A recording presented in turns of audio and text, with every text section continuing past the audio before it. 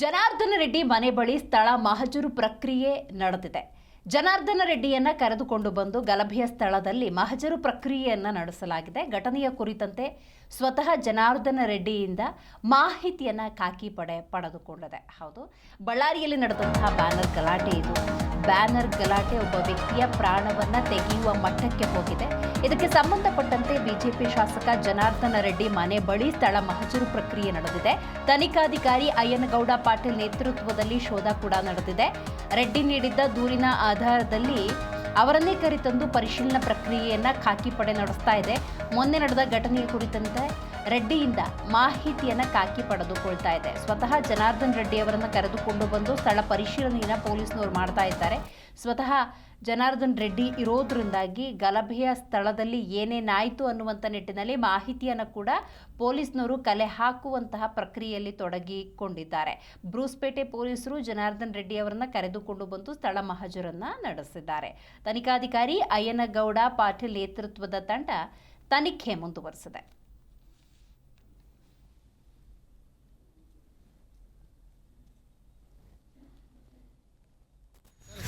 दूर निंतवा सही में पैक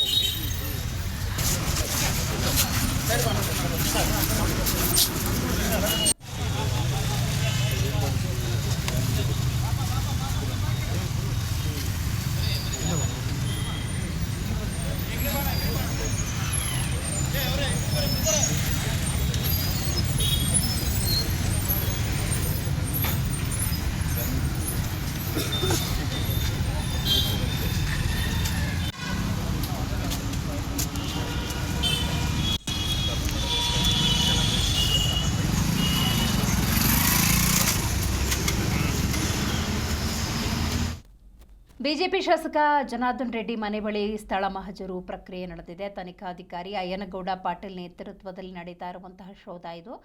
ಜನಾರ್ದನ್ ರೆಡ್ಡಿ ನೀಡಿರುವಂತಹ ದೂರಿನ ಆಧಾರದಲ್ಲಿ ಈ ಪರಿಶೀಲನಾ ಪ್ರಕ್ರಿಯೆ ನಡೆದಿದೆ. ನೀವು ದೃಶ್ಯದಲ್ಲಿ ಗಮನಿಸಬಹುದು, ಸ್ವತಃ ಜನಾರ್ದನ್ ರೆಡ್ಡಿ ಅವರಿದ್ದಾರೆ, ಜೊತೆಗೆ ಪೊಲೀಸ್ ತಂಡ ಕೂಡ ಇದೆ.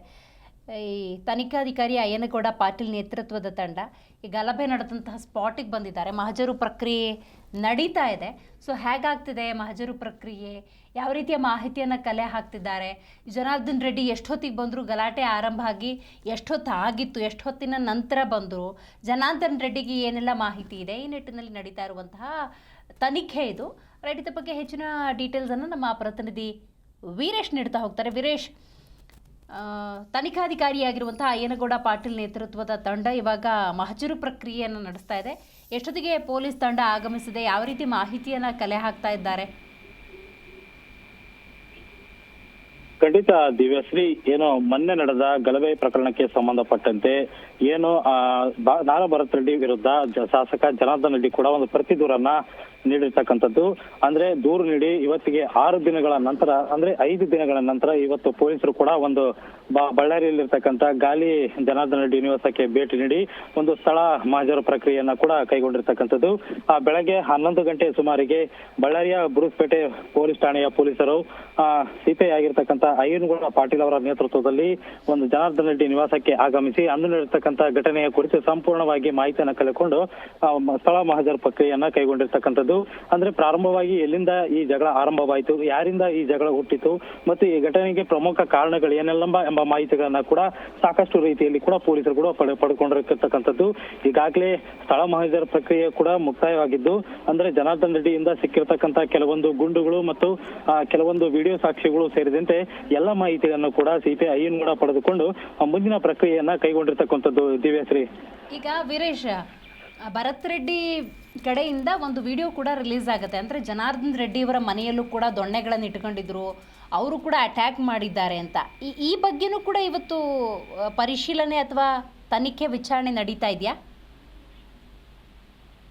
ಖಂಡಿತ ದಿವ್ಯಶ್ರೀ, ಏನು ದೊಣ್ಣೆಗಳ ಸಂಬಂಧಪಟ್ಟಂತೆ ಯಾವುದೇ ಪ್ರಕರಣಗಳು ಕೂಡ ದಾಖಲಾಗಿಲ್ಲ. ಆದರೆ ಆರೋಪ ಪ್ರತ್ಯಾರೋಪದ ನಡುವೆ ಬಿಜೆಪಿ ಮತ್ತು ಕಾಂಗ್ರೆಸ್ ನಾಯಕರ ನಡುವೆ ದಿನಕ್ಕೊಂದು ವಿಡಿಯೋಗಳನ್ನ ಹರಿಬಿಡುವ ಮೂಲಕ ಒಂದು ಗಲಭೆಗೆ ಸಾಕಷ್ಟು ಒಂದು ಟ್ವಿಸ್ಟ್ ನೀಡ್ತಾ ಇದೆ ಅಂತಾನೆ ಹೇಳ್ಬೋದು. ನಿನ್ನೆ ಏನು ಜನಾರ್ದನ್ ರೆಡ್ಡಿ ಕಡಿಯವರು ಒಂದು ರೀತಿಯಲ್ಲಿ ದೊಣ್ಣೆಗಳು ಮತ್ತು ಕಾರದ ಪುಡಿಯನ್ನ ಎರಚಿ ನಮ್ಮ ಮೇಲೆ ಅಟ್ಯಾಕ್ ಮಾಡಿದ್ರಂತಕ್ಕಂಥ ವಿಡಿಯೋಗಳು ಕೂಡ ಸಾಕಷ್ಟು ಸದ್ದು ಮಾಡಿತ್ತು.